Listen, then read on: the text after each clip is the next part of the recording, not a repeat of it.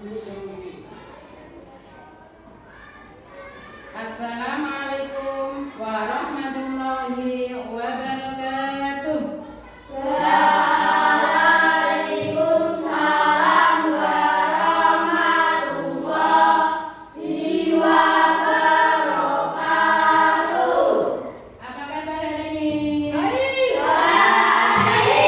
sehat, sukses, luar biasa. Yes. Sebelum pembelajaran kita mulai, terlebih dahulu kita berdoa. Dipimpin salah satu siswa.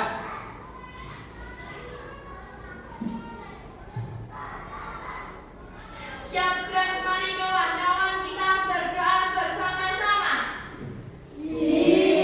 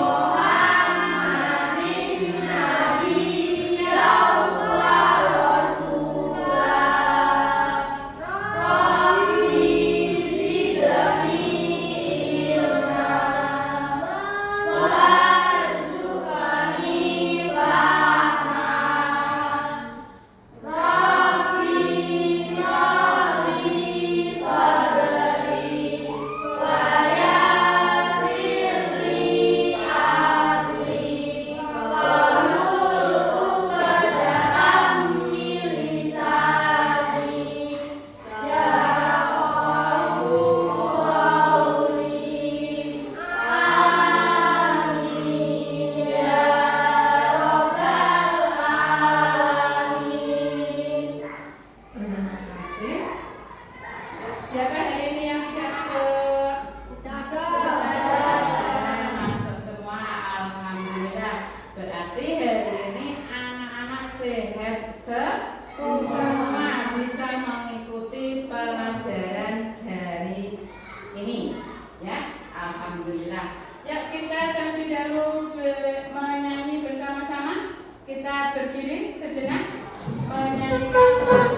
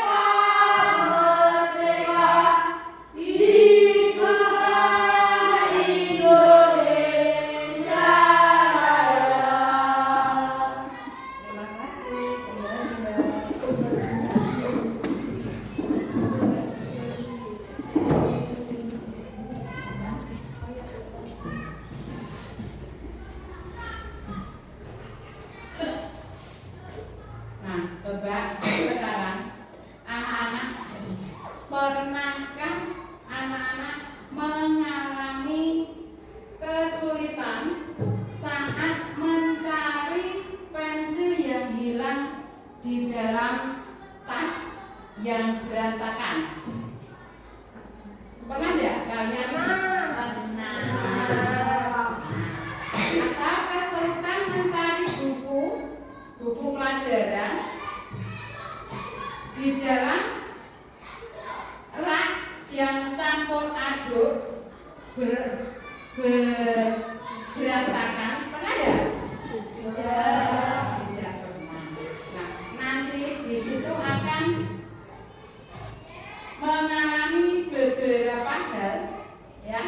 Nah, di situ ada mencari pensil yang hilang dalam tas yang berantakan. Kalau orang duit wadah kepak, ya kan? Nah, terus bukunya berantakan, mau jadwal berantakan, nggak bisa, ya kan? Pernah ya? Pernah, ya, oke.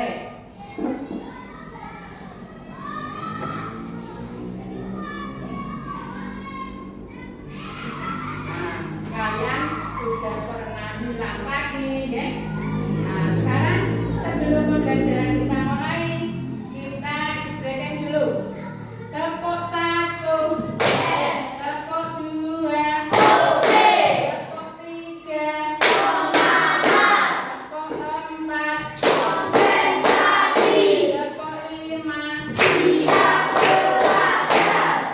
Di sini Bu Guru akan menyampaikan tujuan pembelajaran pada hari ini.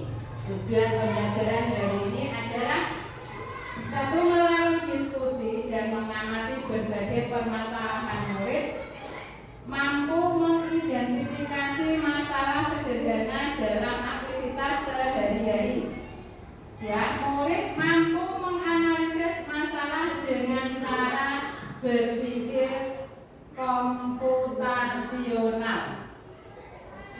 Nah, di sini kita akan belajar tentang dua hal, yaitu melalui diskusi dan mengamati berbagai permasalahan.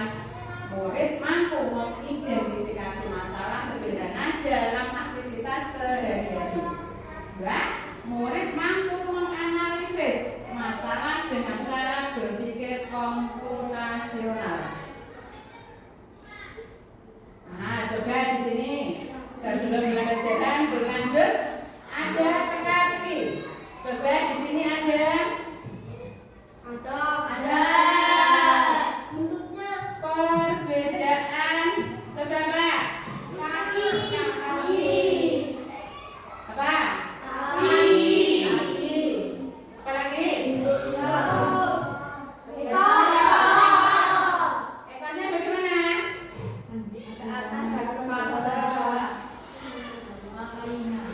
Menghadap ke atas, menghadap ke bawah. Kakinya berbeda. Buntutnya, ekornya menghadap ke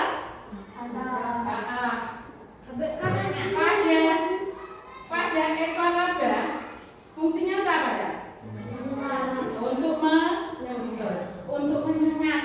Berarti waktu ekornya ke atas, berarti musuhnya ada di atas.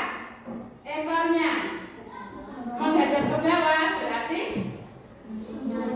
musuhnya ada di bawah. Berarti perbedaannya ada di kaki sama ekor. Terus apa lagi? Apa? Antena. Antena fungsinya apa?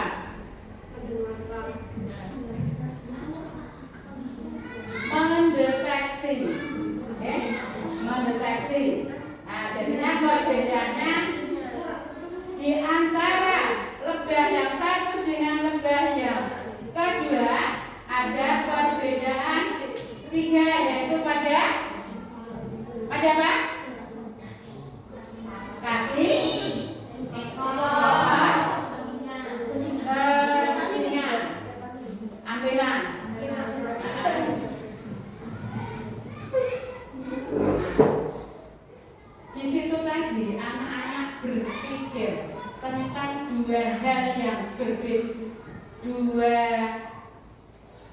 sama bentuk, tapi di situ ada perbedaan, ya. Itu namanya berpikir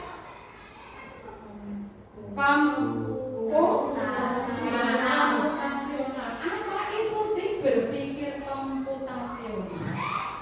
Berpikir komputasional adalah proses menguraikan masalah rumit menjadi komponen yang lebih sederhana, mengidentifikasikan, merumuskan rencana, dan menilai hasil dikenal sebagai berpikir komputasi.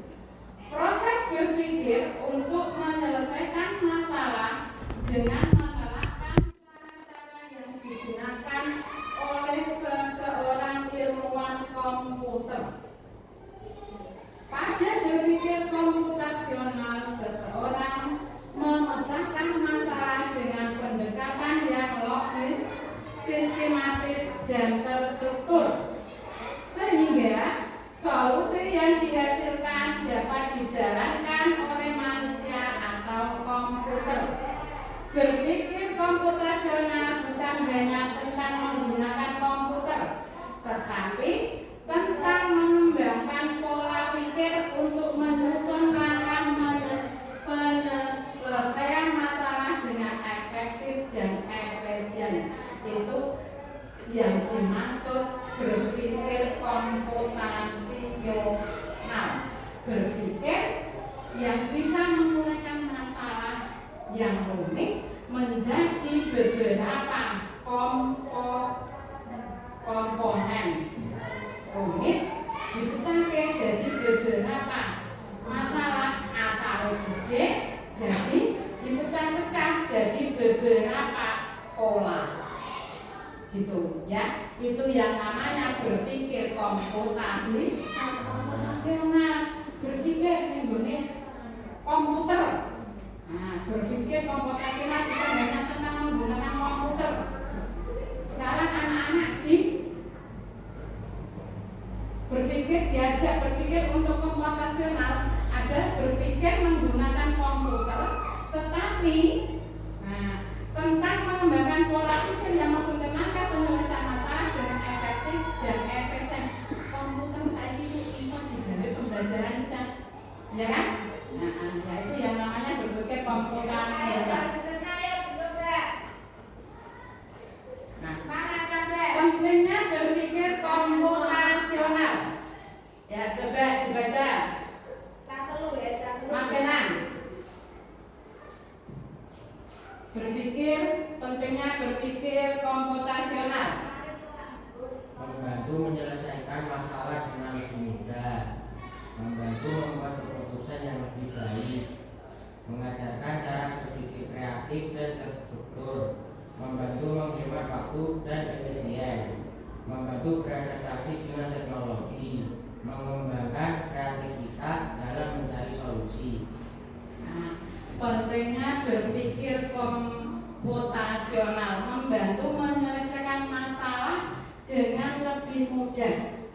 Masalah sing gede jadi iso luwih mudah, luwih kepenak, nggih. Membantu membuat keputusan yang lebih ringan. Jadi iso memutuskan yang lebih ringan. Mengajarkan cara berpikir kreatif. Anak-anak sekarang disuruh berpikir kreatif dan terstruktur. Terstruktur itu berurutan, okay? Berurutan. Terus membantu menghemat waktu dan efisien. Membantu beradaptasi dengan teknologi. Sekarang anak-anak pada zamannya sekarang teknologi membawa HP bisa, ya. Terus mengembangkan kreativitas dalam mencari solusi. Dicari ini HP kan bisa, gitu ya. Itu namanya berpikir, pentingnya berpikir komputasional.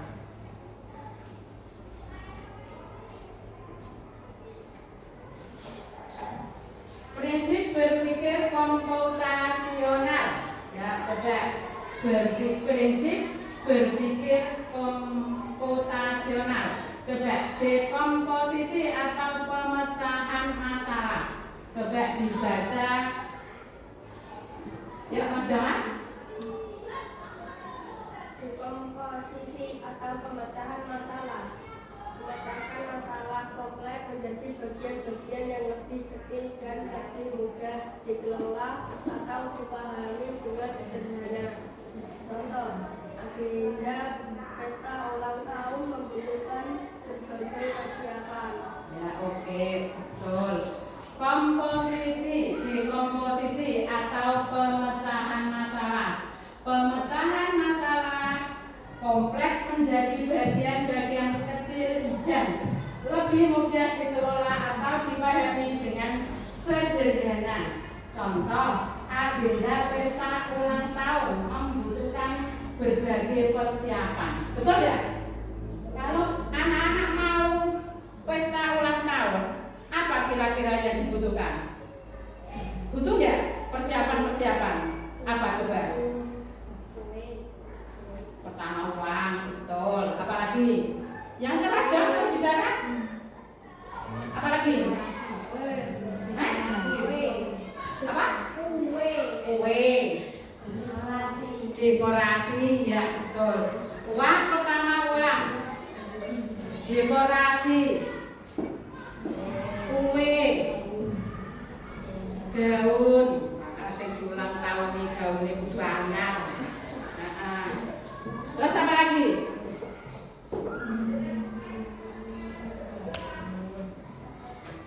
Apa? Bingkisan. Ya. Yang keras dong kalau mau jawab. Apa? Uang, kue, baju, dekorasi.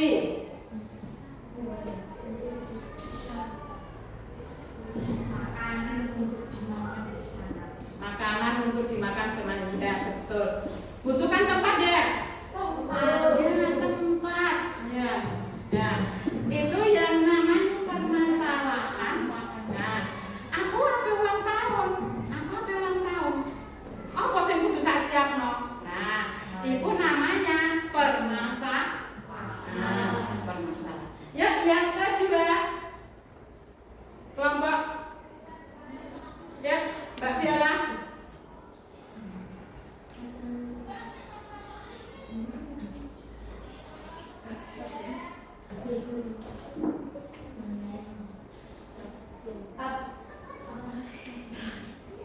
Abstraction atau abstraksi, penyaringan informasi yang tidak relevan dan hanya mengambil bagian yang penting untuk menyelesaikan masalah.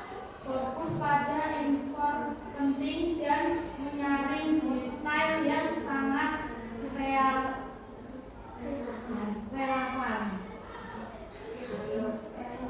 Abstraction atau abstraksi menyaring informasi yang tidak relevan dan hanya mengambil bagian yang penting untuk menyelesaikan masalah. Fokus pada info penting dan menyaring detail yang sangat relevan. Abstraksi itu menyaring informasi. Kalau ada informasi itu dipilah-pilah, disaring, bukan hanya langsung ditompo mentah-mentah, tapi disaring mana yang penting dan mana yang tidak. Ya. Patren pengenalan pola, Mbak.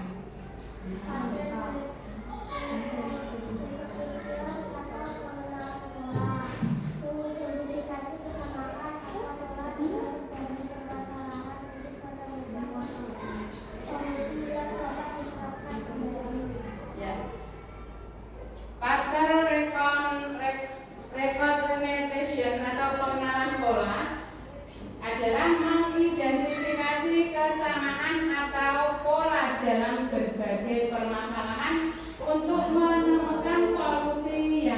dapat diterapkan kembali. Itu pengenalan pola, ya, mengidentifikasi persamaan atau pola dalam berbagai permasalahan untuk menemukan solusi yang dapat diterapkan. Pengenalan pola. Pola, tahu pola sih? Nah, ya, selanjutnya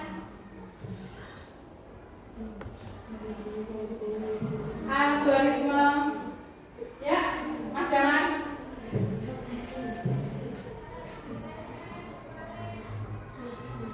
Algorithmic thinking atau berpikir algoritma, menyusun langkah-langkah instruksi ataupun prosedur yang sistematis untuk menyelesaikan suatu masalah tertentu. Contoh, buku resep, instruksi, acak, dan lain-lain. Ya, oke, terima kasih, betul.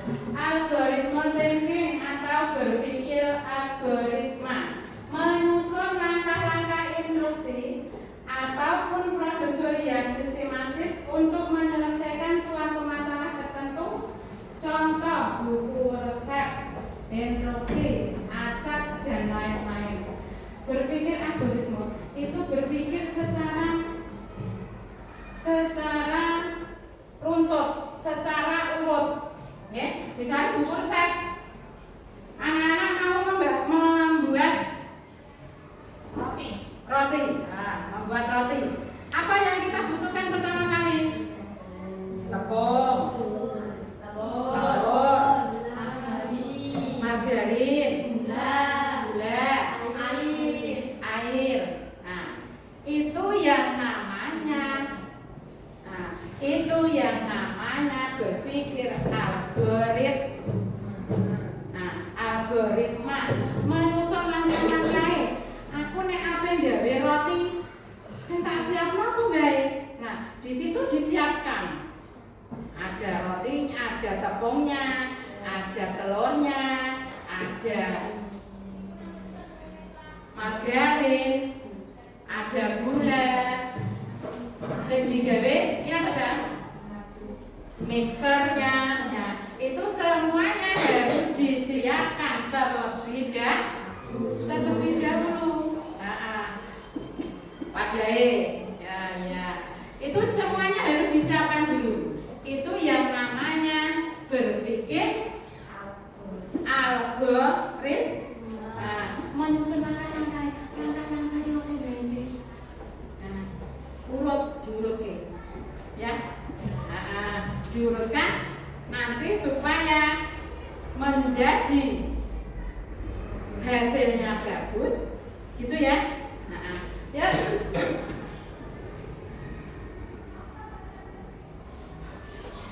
Dekomposisi atau pemecahan masalah, semuanya yang ada di sini tentu mempunyai masalah.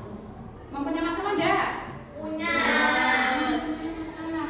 Semuanya mempunyai masalah. Lah masalah itu tadi bisa dipecahkan. Mencari solusi, dekomposisi atau pemecahan masalah. Kita semua mempunyai masalah. Masalah itu harus dicari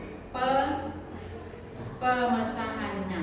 Nah, dekomposisi atau pemecahan masalah, proses memecahkan suatu masalah yang besar dan kompleks menjadi bagian-bagian kecil yang lebih sederhana. Dalam dunia pemrograman, dekomposisi digunakan untuk membagi program yang besar menjadi modul-modul kecil yang bisa diuji dan dikembangkan secara terpisah. Nah, di dalam kehidupan, anak-anak semua mempunyai masalah tidak? Nah, mempunyai masalah. Anak-anak semua mempunyai masalah. Nah, masalah itu mau dikelompokkan menjadi yang terkecil. Contohnya, anak-anak makan. Kalau kita mau makan, sarapan.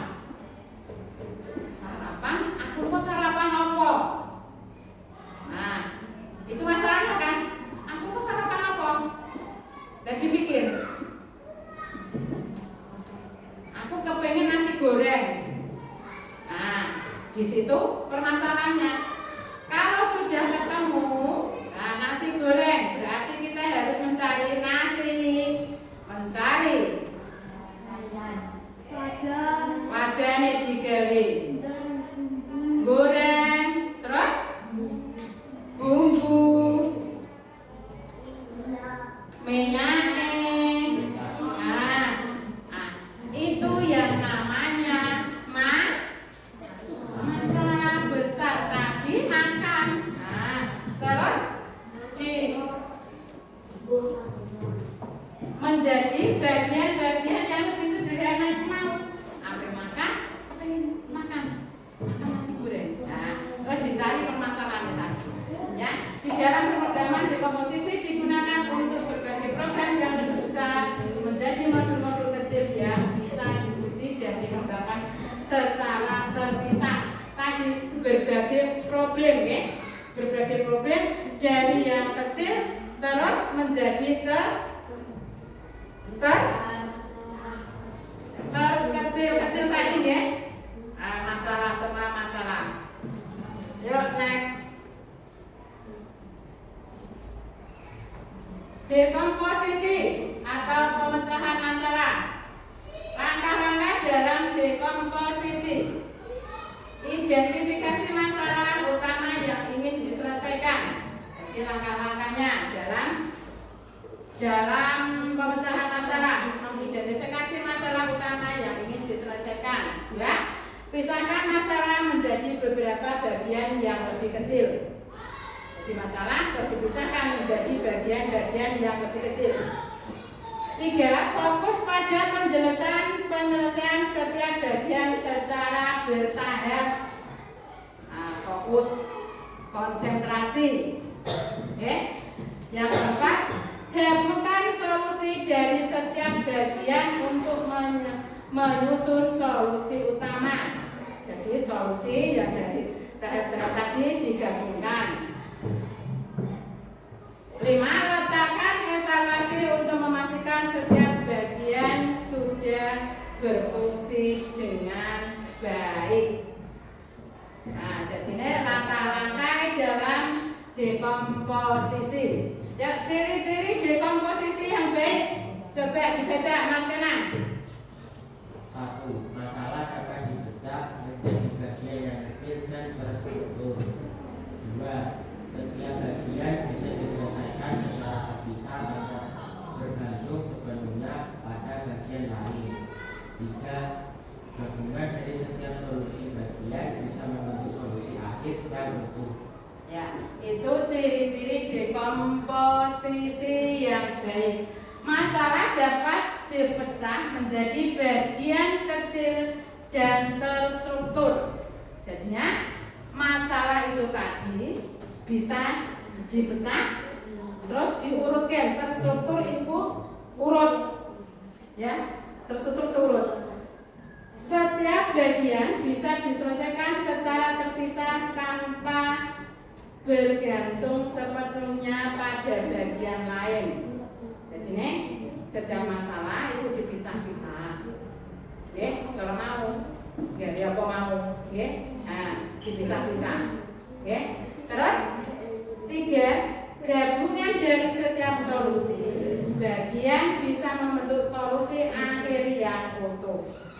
Dari nasi tadi, ya, dipisah-pisah, akhirnya digabung, ya. Ono roti, ono nasi goreng tadi kan. Roti misalnya apa? Digabung, diblek jadi roti. Itu digabungkan. Ya, setiap solusinya. Nasi goreng ya tadi, ya. Nasi goreng tadi ya, misalnya bahan-bahannya tadi, terus dimasak, akhirnya jadi nasi goreng. Next.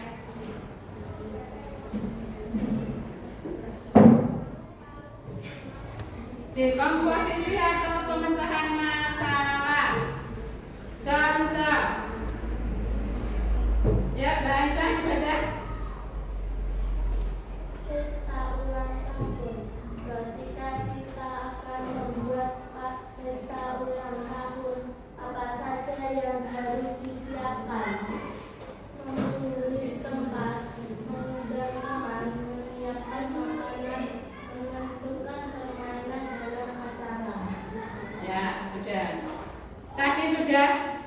disinggung di depan, ya. Dekomposisi atau pemecahan masalah. Contohnya pesta ulang tahun. Pesta ulang tahun kepengen mengadakan pesta ulang tahun. Yang dipikirkan apa? Nah, aku pesta ulang tahun. Nah, masalah kan? Aku pesta ulang tahun. Apa sih kudu tak siapke? Kan gitu, ya? Yang dibutuhkan, yang disiapkan adalah pertama apa? Tempat. Bu, aku sok nek ulang tahun, nggon aku ning ndi? Nah, ning gedung. Nah, di gedung. Di mana? Di kamar. Mbak Viola di taman. Mbak Viola di taman. Pertama ini tempat. Yang kedua mengundang teman. Siapa yang tak undang? Nah, siapa sih temanku yang saya undang? Nah, di situ kan ada, ya kan? Mempunyai teman. Mas Kenan, Mas Jamal, Mas Pano, Mbak Aisyah, semua tertera. Ya, semua tertera ditulis. Sudah tempat, teman, menyiapkan. Menyiapkan makanan. Apa yang harus kita siapkan? Makanan apa saja? Ada yang goreng. Ada apa, Ken? Nasi kuning. Nasi kuning. Apa? Apa? Nasi kuning. Ayam, apa lagi? Rendang. Apa? Telur. Apa, Ken? Ikan bakar. Boleh. Sate, boleh.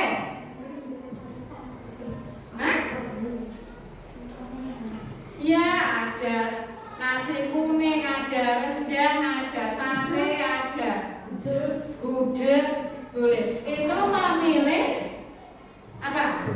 Memilih makanan, memilih menu makanan. Tempat sudah, undangan sudah, menyiapkan makanan, terus menentukan permainan dalam acara. Nah, menentukan mainan dalam acara itu pun harus ditentukan. Mainan apa saja sih nanti? Apa?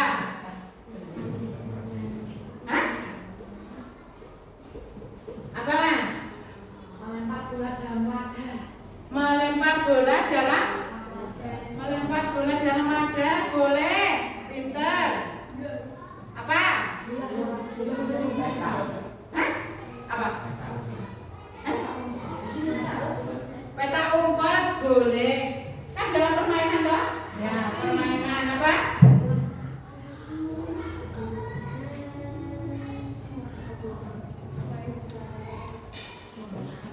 Kasih boleh?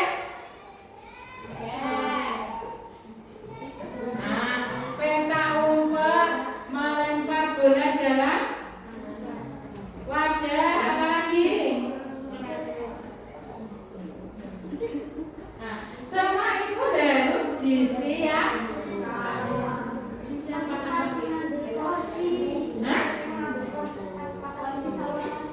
Mengambil kursi cepat-cepatan, tempat duduk. Boleh. Semua itu pun harus disiapkan secara runtut, ya, secara runtut. Nah,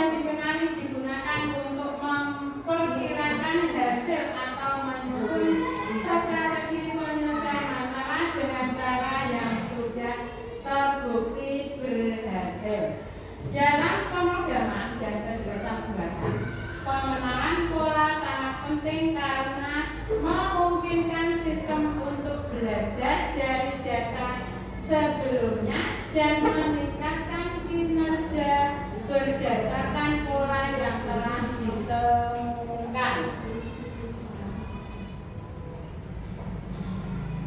Langkah-langkah dalam pengenalan pola. Ayo, langkah-langkah dalam pengenalan pola. Amati data atau informasi yang ada. Kita harus mengamati data atau informasi yang ada. Identifikasi kesamaan, perbedaan atau ketentuan dalam data. Gunakan pola yang dikenali untuk menyusun strategi penyelesaian masalah. Ciri-ciri pengenalan pola yang baik. Ya, dibaca. Aja. Pengenalan pola yang baik. Pola yang dikenali bersifat konsisten dan berulang. Pola dapat digunakan untuk menyusun solusi yang efektif. Pola bisa diserahkan pada kasus yang berbeda tetapi serupa. Ciri-ciri pengenalan pola yang baik. Pola yang dikenali bersifat konsisten dan berulang. Konsisten, maksudnya konsisten apa? Yang namanya konsisten apa? Ajar. Konsisten dan berulang. Pola yang dikenali bersifat konsisten dan berulang. Pola dapat digunakan untuk menyusun solusi yang efektif. Pola bisa diterapkan pada kasus yang berbeda tetapi serupa. Bisa dipahami ya? Bisa dipahami? Ya. Nah, di sini yang namanya pola. Tadi sudah ya? Pola. Nah, contoh pengenalan pola temukan pada barisan gambar berikut ini. Seret dan letakkan objek pada kotak kosong. Yang pertama gambar apa ini?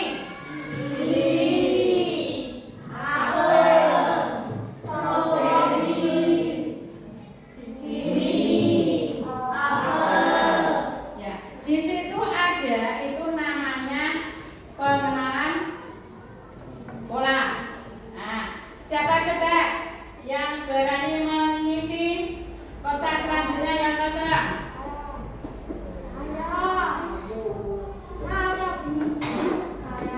Ya, Mas Tegar maju. Di sini polanya di sini apa?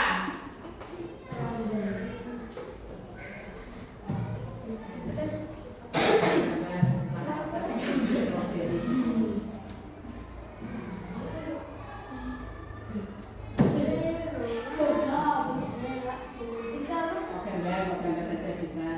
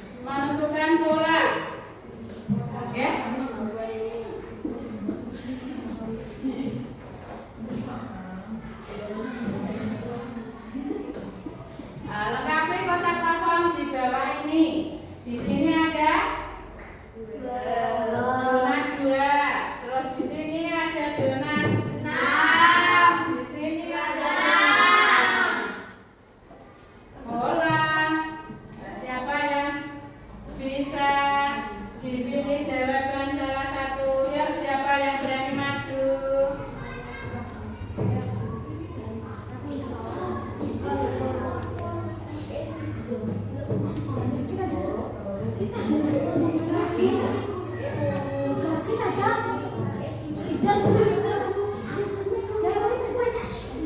siapa?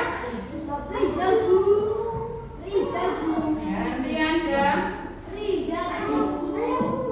Ya, ya udah apa-apa lagi ya.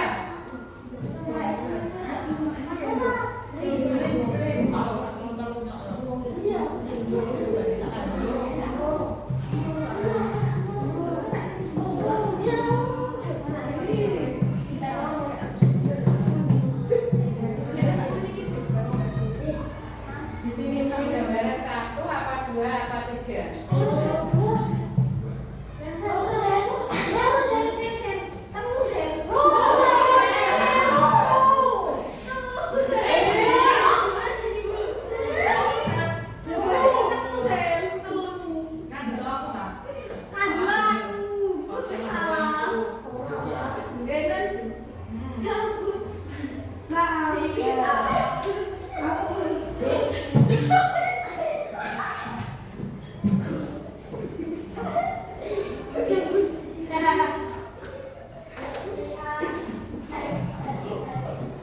Ya, tepuk tangan untuk Bella. Benar salah? Terus di sini ada 6, berarti berpola 2 ya? Betul? 2, di sini 4, di sini 6. Nah, berarti nomor 2. Paham ya? Nah, ya. Nah, ini pengenalan pola angka.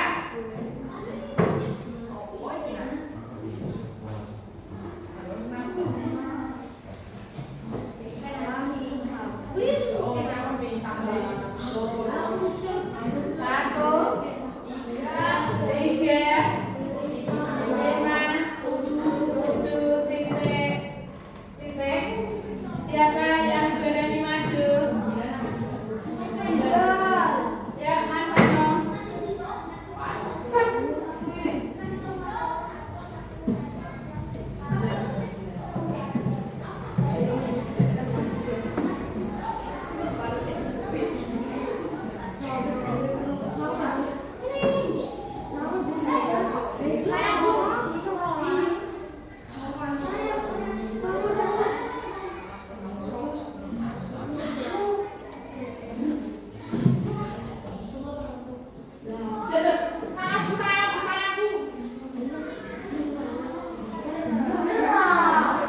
Ya, kita evaluasi bersama. Di sini pengenalan pola 1. Bilangan apa? Bilangan kan? 1, 3,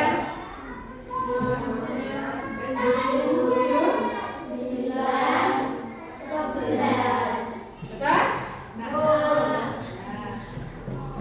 Bilangan dan digit berpola. Betul? Betul ya? Nah, terus yang ke 2, di sini ada bola bangun. Segi berapa? Terus?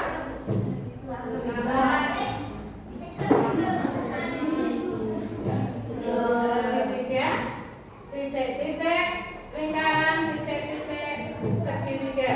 Ya, siapa yang berani maju? Ya, Mas Kenan.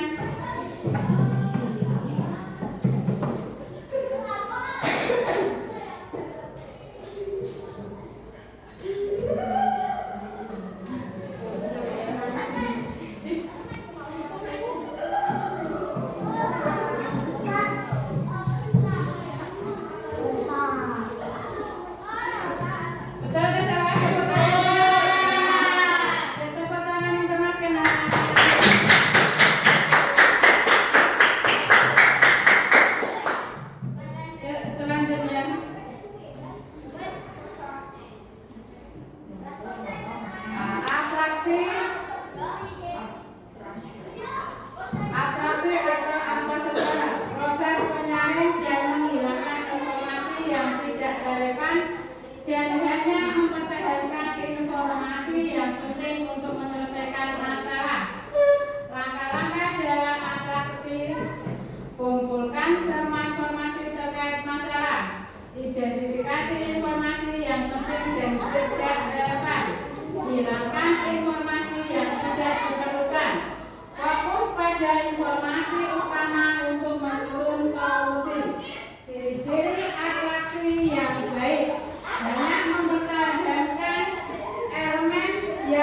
relevan untuk menyelesaikan masalah. Informasi yang tidak berguna atau membingungkan telah dihilangkan. Fokus pada inti permasalahan dan solusi utama. Next.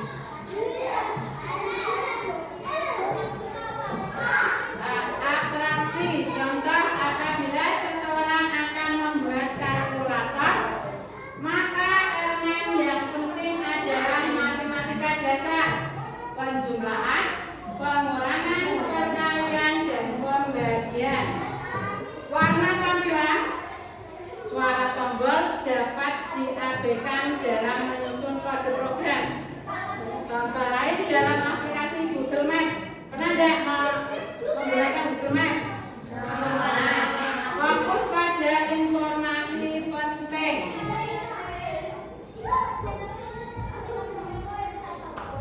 Algoritma thinking atau berpikir algoritma.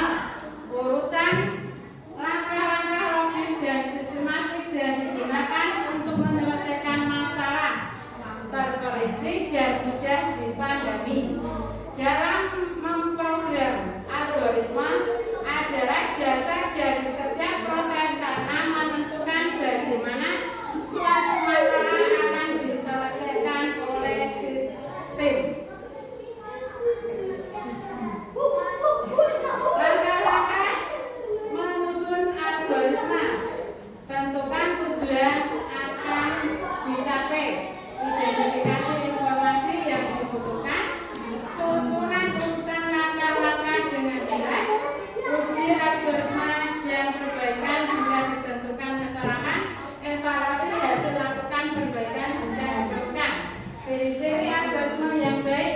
Langkah-langkah tersusun secara logis dan terstruktur. Algoritma mampu menyelesaikan masalah dengan efisien. Algoritma bisa diulang dan memberikan hasil yang konsisten. Nah, di sini anak-anak ada tugas kelompok. Di sini ada tugas kelompok, nanti didiskusikan secara bersama adalah membuat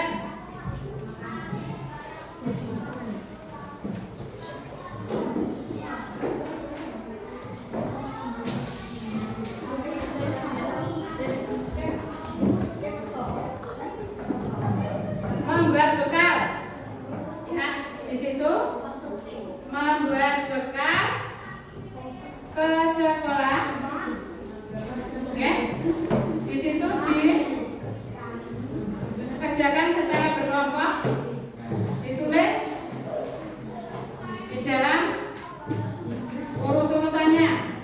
Ya, nomor 1 ya ditulis di situ, ditulis. Nah,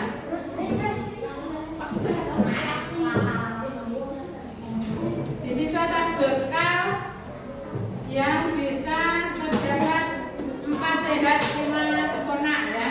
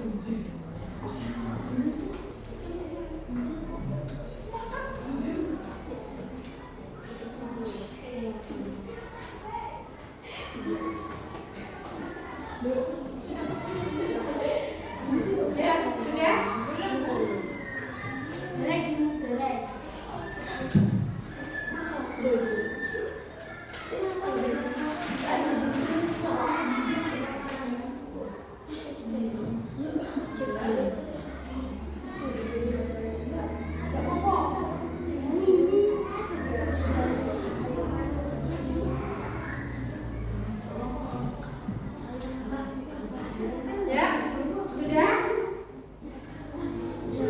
Ya, ya sudah. Siapa yang sudah?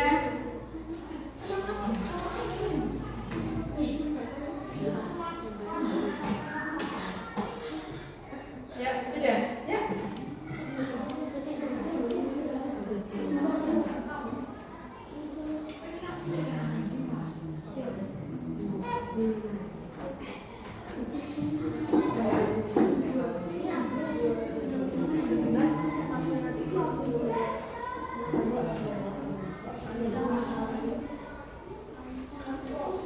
Ya sudah? Ya. Siapa? Mbak, perwakilan maju semuanya. Perwakilan dari kelompok berapa? 2. Ya, maju. Ya, maju.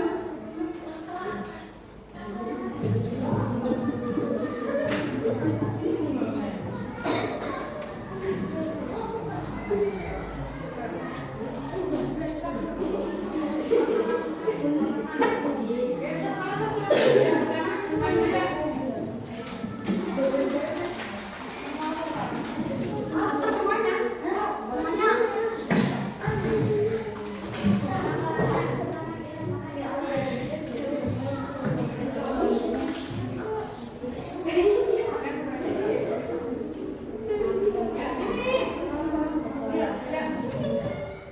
ya. Silakan dari kelompok 2.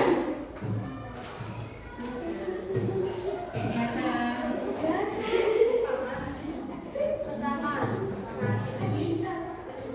Kedua lauknya ikan dan buahnya adalah semangka dan minumannya minum susu. Ya.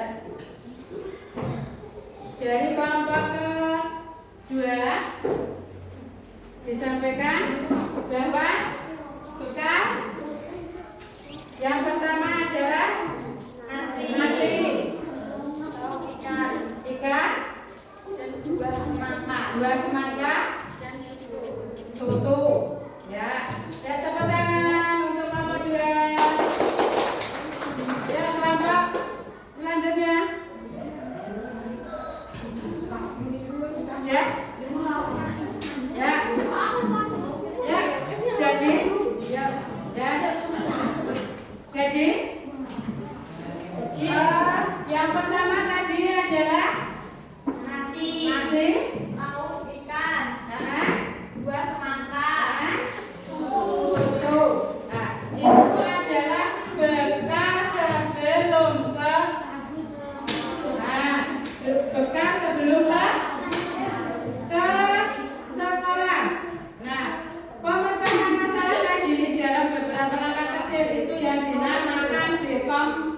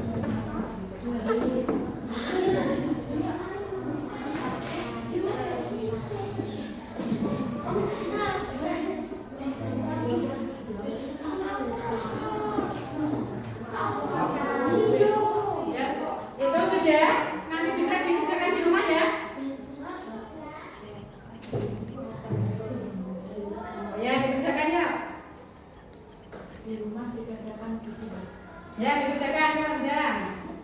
Terima. Ya, 1 menit.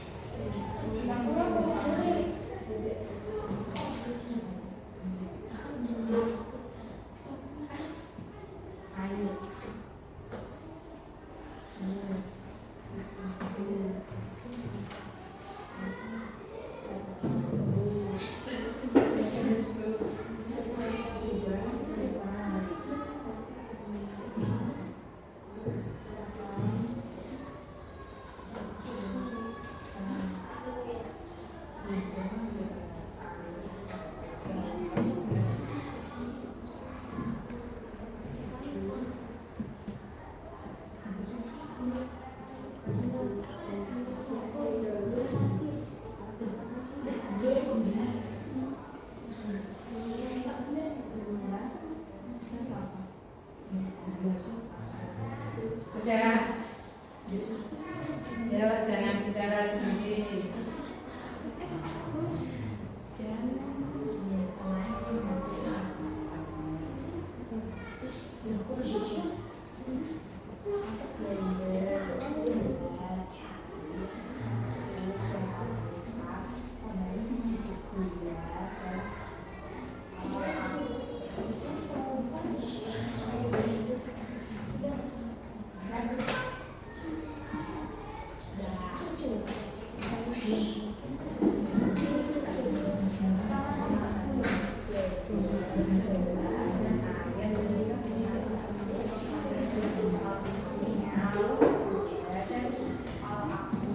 Sudah selesai? Ya. Ada yang belum? Kalau belum, nanti dikerjakan di rumah ya. Nah, kalau belum selesai, nanti dibuat PS, dikerjakan di